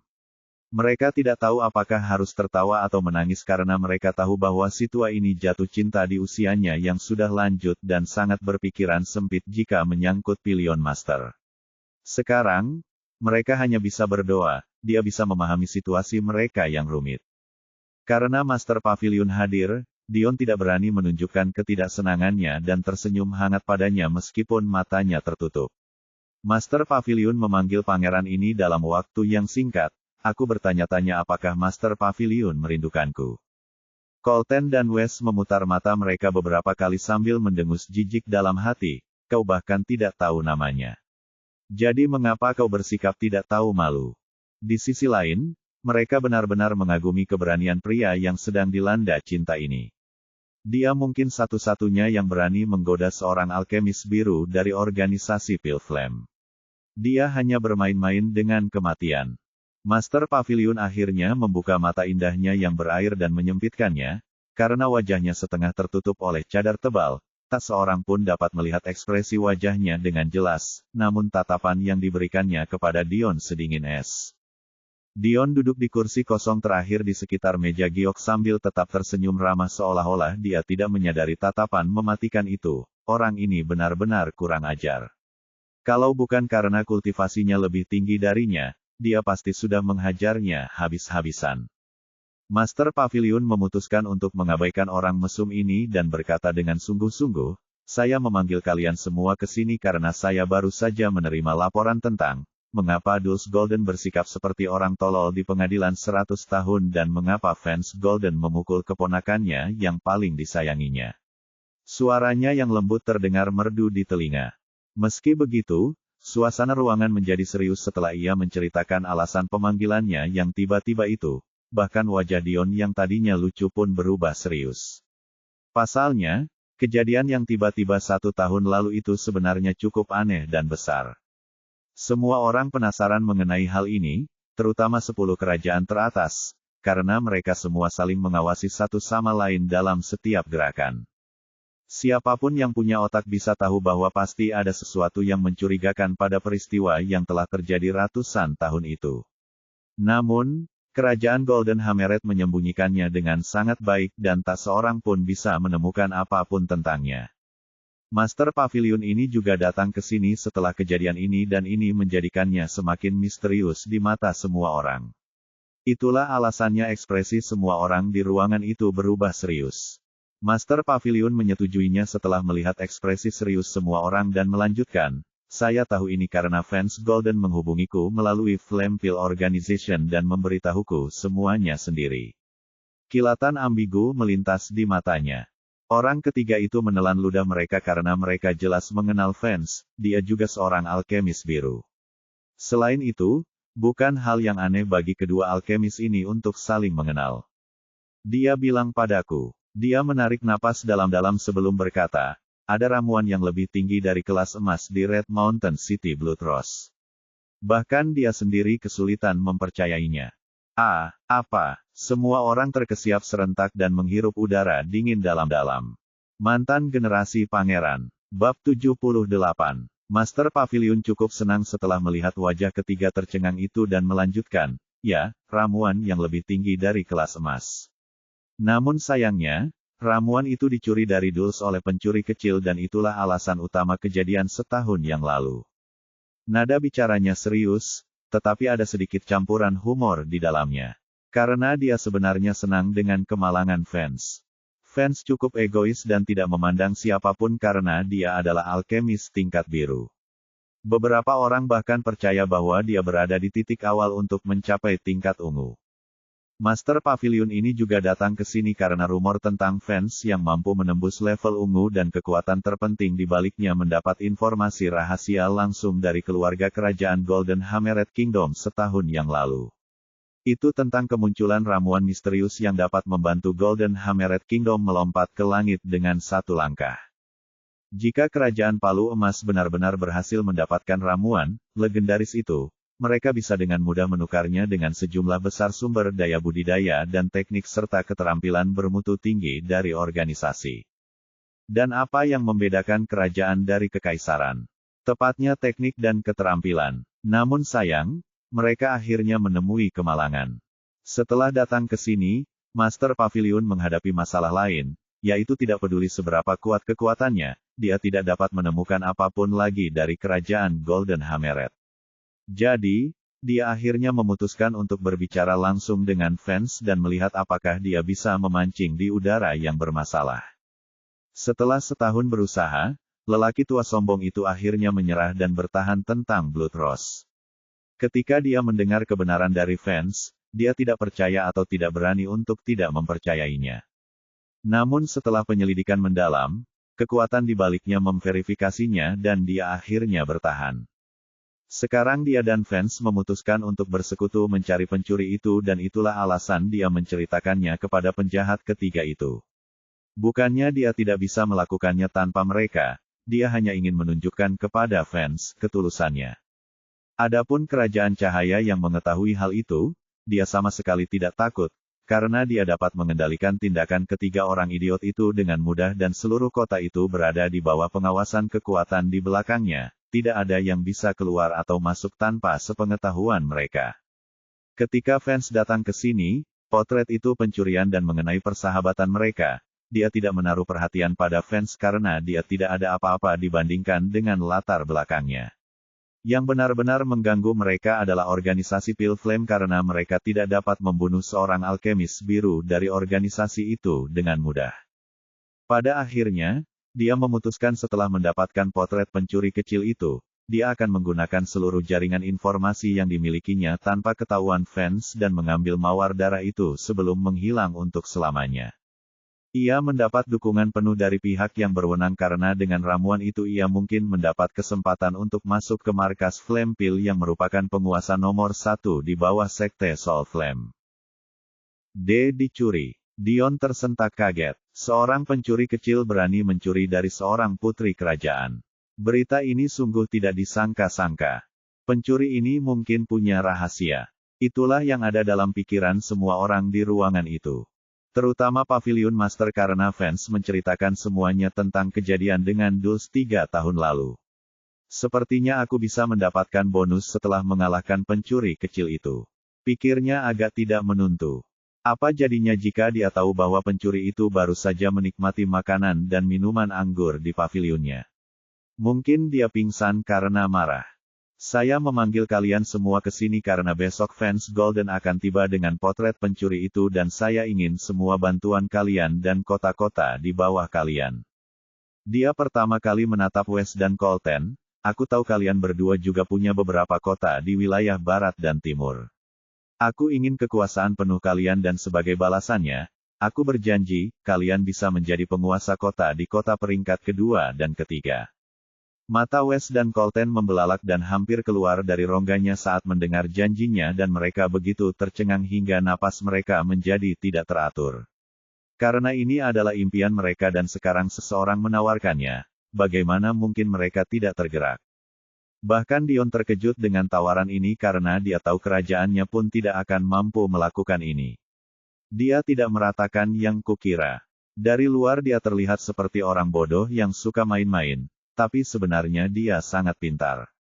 Melihat kedua reaksi itu, Sang Master Pavilion mengangguk puas dan akhirnya menoleh ke Dion. Sedangkan untukmu, aku bisa mengakhiri hukuman terkutuk keturunan.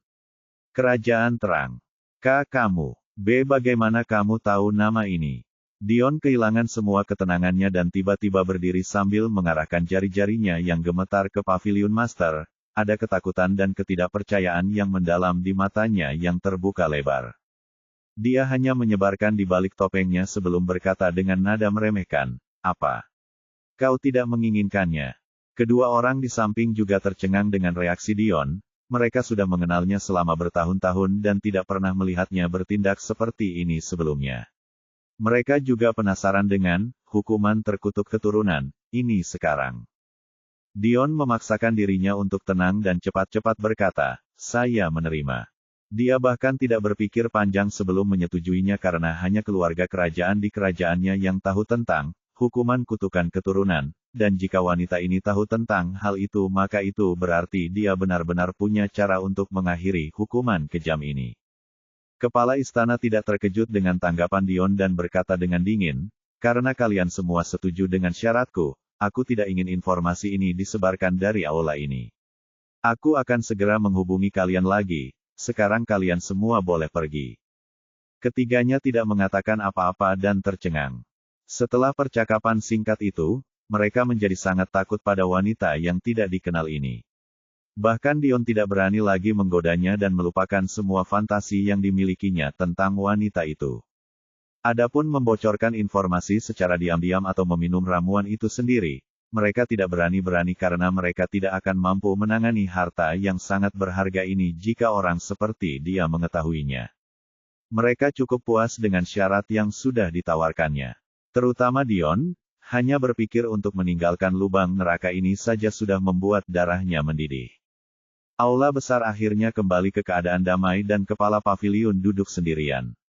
Apakah kamu tidak bertindak terlalu jauh dengan menawarkan akhir dari hukuman terkutuk Descendant, Zelda sayang? Suara wanita dewasa yang menawan. Zelda adalah nama paviliun master dan dia sama sekali tidak terkejut dengan suara yang tiba-tiba ini. Zelda berkata dengan lembut, Bibi Layla, jangan bilang kau tidak ingin keluarga kita melambung dan ramuan legendaris ini adalah satu-satunya jalan. Karena dia tidak tahu tingkatan apa yang ada setelah tingkatan emas, ramuan ini pun menjadi legendaris. Tiba-tiba sesosok tubuh anggun melintas dan muncul di samping Zelda. Wajahnya ditutupi kain muslin putih, menampilkan mata yang muda dan menarik. Dasar bocah nakal. Kau sudah tahu jawabannya, makanya berani berjanji pada bajingan itu. Berani sekali dia menggodamu. Kau terlalu mudah membiarkan lolos begitu saja, bahkan memberikan kebebasan.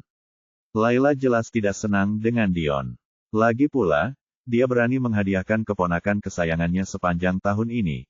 Kalau saja dia tidak bisa menunjukkan kehebatannya di depan umum, dia bisa saja menamparkan tipuan itu sampai mati sejak lama.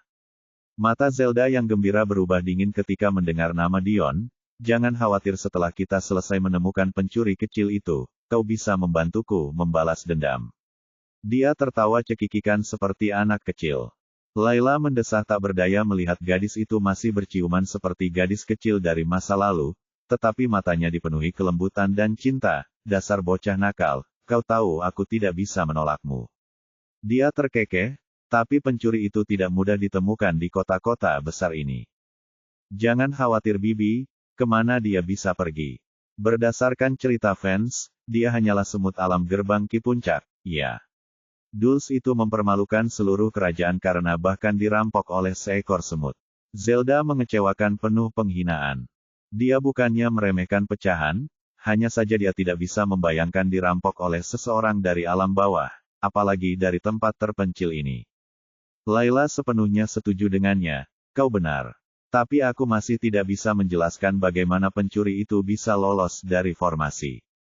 Dia sangat bingung. Vicon bahkan mengatakan dia mampu melawan Dulce hingga terdesak meskipun itu terjadi pada saat dia ceroboh. Dia jelas-jelas melebih-lebihkan untuk menyembunyikan rasa malunya dan menghindari hukuman. Bagaimana mungkin seseorang dari tempat tandus ini tahu tentang formasi? Zelda jelas tidak percaya pada Vicon. Kuharap kau benar. Mari kita lihat wajah pencuri kecil itu besok. Layla menatap rambut Zelda dengan penuh kasih sayang. Aku menantikannya. Zelda mencibir. Bab 79. Sementara itu, Es sedang berbaring dengan nyaman di sebuah kamar penginapan yang ia temukan setelah berkeliling kota selama beberapa saat. Penginapan ini tidak menarik perhatian dan cukup sederhana seperti dia. Akhirnya, aku bisa tidur dengan nyaman setelah 3 tahun, gumam Es. Hari berikutnya, di pagi hari, Es membuka matanya. Ia penuh semangat dan semua rasa lelahnya akibat perjalanan panjang telah sirna setelah tidur semalaman yang nyenyak. Makanlah sesuatu dulu, baru aku mengumpulkan informasinya. Es datang penuh semangat. Setelah makan sampai kenyang, S membeli peta kota bercahaya dan mencari di mana Prince Manor berada, lalu memutuskan untuk mengintai wilayah itu. S berjalan-jalan di sekitar kota yang ramai, bahkan di pagi hari pun cukup ramai. Dia akhirnya mencapai tujuannya dalam waktu 30 menit. Di depannya ada gerbang perunggu besar yang dikelilingi oleh tembok tebal dan penjaga. S dapat dengan mudah merasakan para penjaga yang mengelilingi tembok berada di gerbang Ki Puncak dan bahkan merasakan tetesan Ki dari dua ahli dasar Ki awal di sisi lain gerbang perunggu. Ini tidak akan mudah. S meringis setelah melihat keamanan yang ketat, jadi, ini adalah tingkat keamanan kota nomor 1. S benar-benar bingung. Dia tidak tahu kalau tingkat keamanan seperti ini hanya ada di kota bercahaya karena kota itu didirikan oleh kerajaan dan sangat kuat. Kalau dia tahu, dia pasti akan mengumpat surga. S tidak mencoba masuk ke dalam karena dia tidak tahu tentang tata letak wilayah istana dan memilih untuk mengamati dari jauh. Dia punya ide bagaimana menyusup ke istana pangeran tetapi dia tidak yakin apakah dia harus menggunakannya atau tidak. Sudah berjam-jam sejak S mengawasi istana dari balik bayangan. Dia tidak menemukan apapun. Tempat itu sangat sunyi dan tidak ada orang yang keluar atau masuk seperti istana hantu. Kalau bukan karena gelombang jiwa para penjaga itu, dia mungkin mengira istana itu kosong. Tiba-tiba gerbang rumah besar yang tertutup rapat itu berderit terbuka dan sebuah kereta mewah yang ditarik 4 ekor kuda muncul di hadapan S. Di dalam kereta, dia merasakan 2 orang ahli gerbang Ki Puncak dan 1 orang yang berlari gerbang ketiga dan ada juga 3 manusia. Karena salah satu dari mereka sedang mengendalikan kereta. Akhirnya, kalau dilihat-lihat, kereta ini milik seorang bangsawan dan orang itu mungkin ada di dalamnya. Aku harus mengikutinya. S segera mengikuti kereta itu. Tak seorang pun melihatnya atau merasakan kehadirannya dengan siluman itu, dia bagaikan hantu. Setelah mengikuti kereta itu selama 15 menit, S sama sekali tidak merasa lelah. Kereta itu berhenti di depan sebuah gedung tinggi yang tampak biasa saja. S tidak terlalu memperdulikannya dan melihat seorang pemuda berpenampilan biasa keluar dari kereta dengan anggun. Ia mengenakan jubah sutra biru dengan simbol kerajaan terang yang disulam dengan benang emas. Mata S berbinar melihat celana sutra itu. Ia tengah mencari seseorang yang seperti dirinya. Ia melihat pemuda itu memasuki gedung sendirian dan mengikutinya ke dalam. Tidak ada seorang pun yang melihat bayangan mengikuti di belakang pemuda itu. Seorang lelaki tua sedang duduk di belakang meja kayu tua. S berdiri diam-diam tepat di belakang lelaki muda itu dan mendengar percakapan aneh mereka. Kali ini aku mau 5, orang tua. Kata si pemuda kepada si orang tua dengan senyum penuh arti di wajahnya. Kamu hampir memecahkan 2 kali terakhir. Jika kamu ingin 5, kamu harus membayar 2 kali lipat. Orang tua itu berbicara dengan nada yang tidak bisa ditawar. Baiklah, uang adalah satu-satunya hal yang tidak kekurangan di daerah tertentu. Pemuda itu tidak mencoba menawar dan melemparkan kartu kristal ke arah lelaki tua itu. S menatap tajam ke arah pemuda itu, jangan bilang kalau si idiot ini masih bermain dengan mainan di umur segini. S masih berusia 15 tahun dan tidak pernah meninggalkan rumahnya sebelumnya dan tinggal di daerah kumuh selama 12 tahun hidupnya. Tidak peduli seberapa banyak yang telah ia lalui bahkan melewati hukuman surgawi, ia tetap tidak melihat warna sebenarnya dari dunia ini. Akibatnya, proses berpikirnya masih agak naif. Namun, itu juga akan segera berubah. S berpikir kalau orang ini punya hobi yang aneh-aneh di umur segini dan menatap lelaki tua itu dengan lebih aneh lagi. Kenapa emosi si tua ini jadi murung dan kesal kalau bicara soal mainan rusak? S mengira kedua orang ini adalah orang di belakang, tetapi saat dia melihat jumlah uang pada kartu kristal yang baru saja diserahkan pemuda itu kepada lelaki tua itu, dia tercengang karena itu adalah kartu kristal senilai 500.000 koin rubi. Mainan apa yang semahal itu? Celana sutra saja. Ketertarikan S akhirnya tergugah. Setelah menerima pembayaran, si tua berdiri dari kursinya dan berjalan menuju pintu belakang di samping meja. Si muda mengikutinya dan tentu saja S ada di belakang mereka. Orang tua itu adalah seorang gerbang Ki Puncak namun dia tidak menyadari kehadiran S. Setelah pintu belakang terbuka, ada lampu merah mencapai jalan setapak yang menuju ke bawah. S mengikuti mereka dengan rasa ingin tahu. Tempat ini cukup bagus untuk menaruh mainan. Ikuti bab baru di novel.el.bin.com. Namun, ekspresi S yang lucu berubah menjadi mengerikan ketika dia mencapai ujung jalan setapak karena ada kandang dan di dalamnya ada gadis-gadis muda yang gemetaran, dan beberapa dari mereka baru berusia 10 tahun.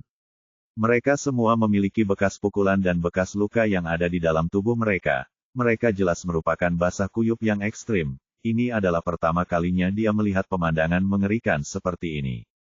Di sini, pilih 5 pilihan dan kau tidak boleh membunuh siapapun atau kau akan dilarang selamanya.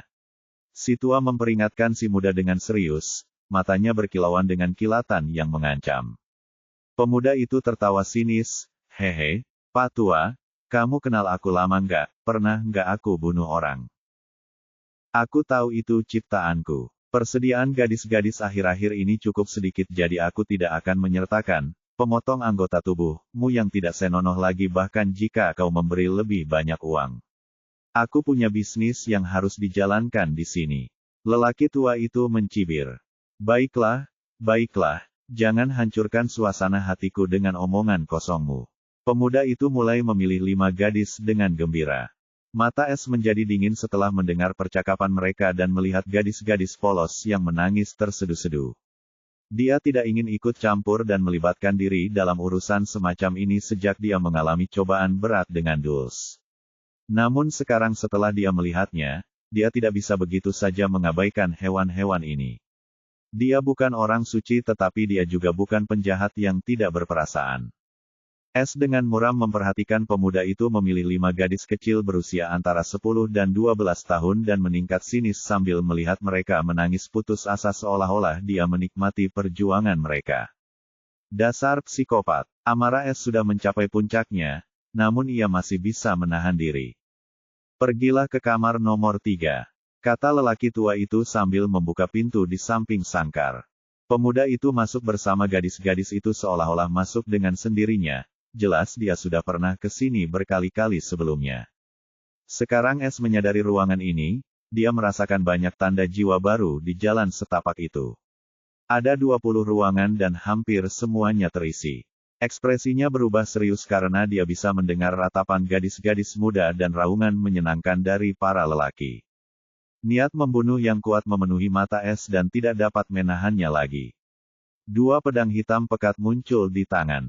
Orang tua dan pemuda itu tiba-tiba merasa bahwa mereka berada di dalam danau es dan tiba-tiba berbalik.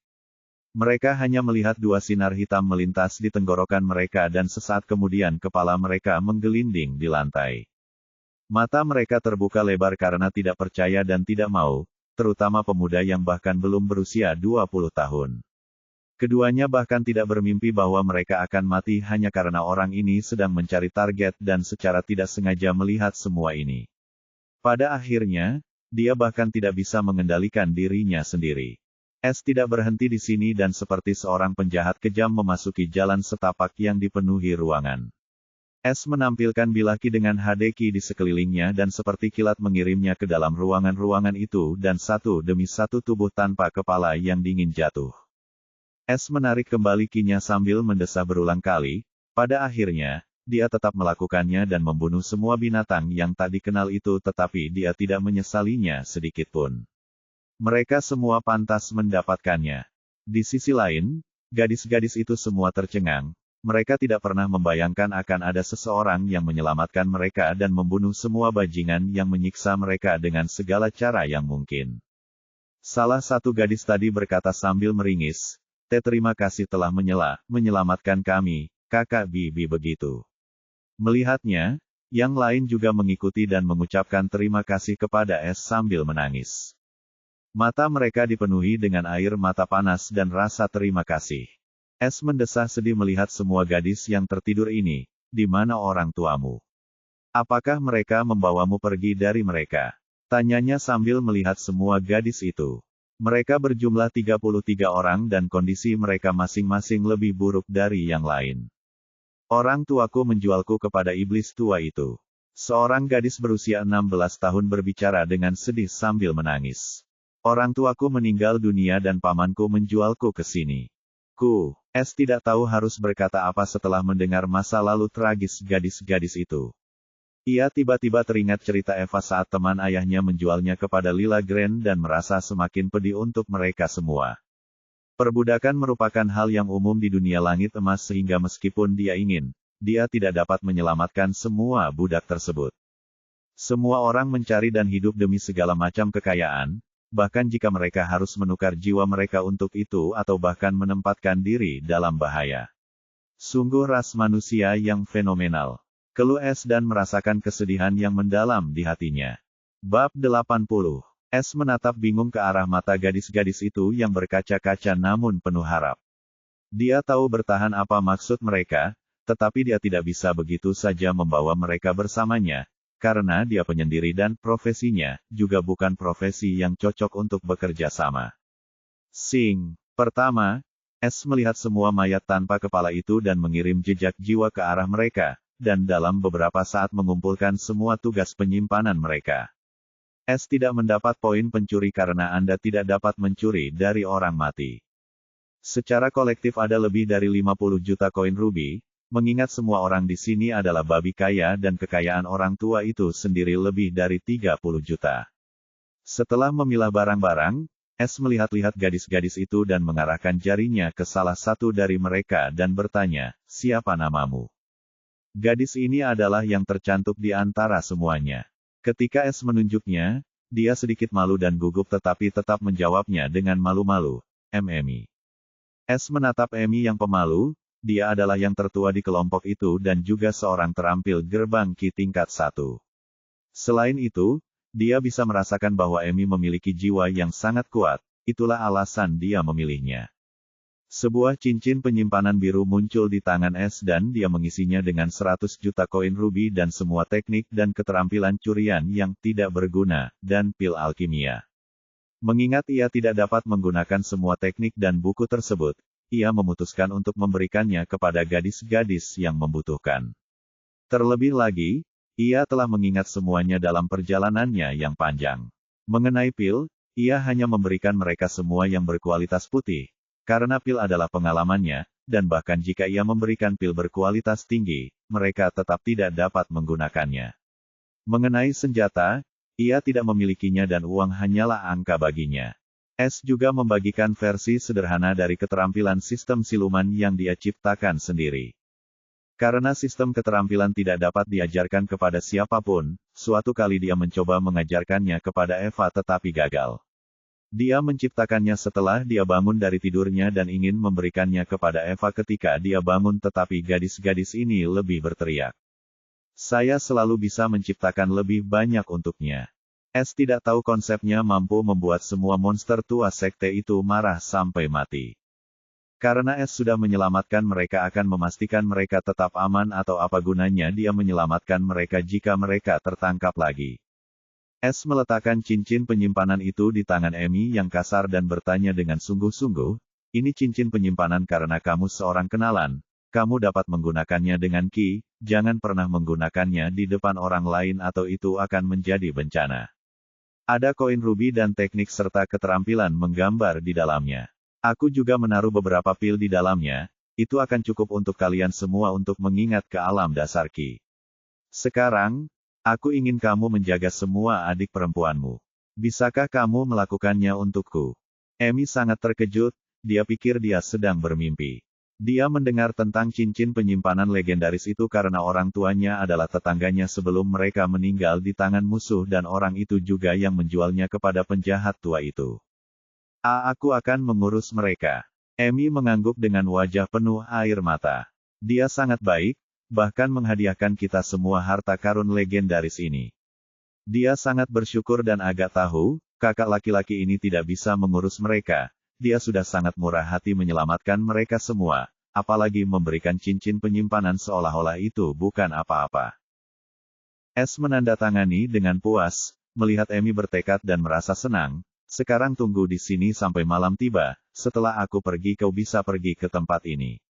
Ingat jangan pernah menunjukkan sisi lemahmu atau menangis di depan siapapun, mengerti? Jika seseorang, dia mengeluarkan peta kota dan menjelaskan kepada Emi dan semua gadis lainnya kemana harus pergi. Saat ini, Dia hanya bisa mengajarkan mereka apa yang dia ketahui dan hanya bisa berdoa agar mereka bisa bertahan hidup di dunia yang kejam ini. Ada buku keterampilan yang disebut Shadow Cloak di dalam cincin itu. Buku itu dapat menyembunyikannya dari para pertunangan gerbang keempat. Aku akan menjelaskannya kepada kalian semua, gunakanlah dengan baik. S menjelaskan keterampilan yang diciptakannya sendiri secara menyeluruh dan memberikan ceramah tentang cara bersembunyi. Semua gadis itu belajar dengan sungguh-sungguh, terutama Amy. Setelah mengajarkan semua yang dia bisa, S mendatangi mayat tanpa kepala dari pemuda yang datang ke sini dengan kereta mewah milik istana pangeran dan mendesah penuh penyesalan. Aku ingin tahu siapa dia dan ingin memenjarakannya sementara waktu, tapi akhirnya membunuh. Yah, dia pantas mendapatkannya. S meratap dan tersenyum pahit, tetapi karena perbuatannya sudah dilakukan, apa yang bisa dia lakukan? Sekarang dia hanya bisa menelan pil pahit. Topeng setengah hitam dan setengah putih muncul di tangannya. Itu adalah topeng dua wajah yang dia beli dari toko sistem bertahun-tahun yang lalu. Sekaranglah saat yang tepat untuk menggunakannya. S menatap topeng dua wajah itu dengan saksama. Ia awalnya tidak ingin menggunakan topeng ini karena topeng itu hanya bisa menyelamatkan dua wajah. Namun, tingkat keamanan istana pangeran kota ini membuatnya pusing dan dia juga tidak tahu tata letaknya, karena itu dia akhirnya memutuskan untuk menggunakan topeng ini. Itulah juga alasan dia mengikuti pemuda yang sudah mati itu. Dia ingin meminjam wajahnya dan menculiknya terlebih dahulu untuk mengintai istana pangeran dengan aman. Setelah dia selesai mengintai, dia akan melepaskannya tetapi sayangnya rekannya terlalu jahat dan dibunuh oleh S karena dia tidak bisa mengendalikan keberaniannya. Sekarang setelah ia mati, S dapat menggunakan identitasnya dengan bebas, tetapi masalahnya adalah ia tidak mengetahui informasi lengkap tentang orang ini. Namun, perubahan ini terlalu bagus untuk dilepaskan sehingga ia memutuskan untuk mengambil risiko. S menuangkan ki ke dalam topeng hitam dan putih itu dan rune formasi di atasnya mulai bersinar terang. Cahaya terang itu menyelimuti kepala pemuda yang sudah meninggal itu dan mayatnya yang tanpa kepala itu sepenuhnya. Dalam beberapa saat berikutnya, cahaya itu mulai meredup dan akhirnya memudar. Topeng yang separuh sisinya berwarna putih telah hilang sepenuhnya dan menggantikannya adalah separuh wajah pemuda yang telah meninggal itu dan separuh sisi lainnya masih berwarna hitam. S tercengang dengan ini. Yang ia tahu, ia harus memindai seluruh tubuh wajah siapapun yang ingin ia pinjam. Namun, perubahan pada topeng ini merupakan hal baru baginya. Karena pemindaiannya sudah selesai, S memutuskan untuk memeriksa efek dari topeng ini. Dia meletakkan topeng dingin itu di wajahnya dan tiba-tiba. Sama dengan. Topeng dua wajah terdeteksi. Apakah tuan rumah ingin mengubah tampilan ke profil simpan di slot putih? Sama dengan. S terkejut sesaat mendengar suara tiba-tiba sistem tersebut namun tetap berkata, ya. Cahaya putih menyelimuti seluruh tubuhnya. Tiba-tiba, tinggi dan struktur seluruh tubuhnya mulai berubah dari luar. Ini adalah hasil kerja formasi yang terukir di topeng yang dapat menciptakan ilusi sempurna. Seseorang hanya dapat melihat penampakan ilusi pihak lain jika kultivasinya di bawah alam inti sungai Ki dan hal tersebut terjadi ketika mereka hanya fokus pada wajah S dengan menggunakan Ki. Ini adalah seberapa kuat formasi ilusi pada topeng itu. Setelah cahaya putih itu memudar, wajah tampan S benar-benar menghilang dan yang menggantikannya adalah wajah pemuda yang mayatnya yang dingin tanpa kepala tergeletak di tanah. Bahkan aura kultivasi S pun sama seperti dirinya. Sama dengan. Topeng dua wajah aktif. Peringatan, harap berhati-hati terhadap penggarap inti sungai. Mereka dapat dengan mudah melihat melalui topeng Anda. Sama dengan.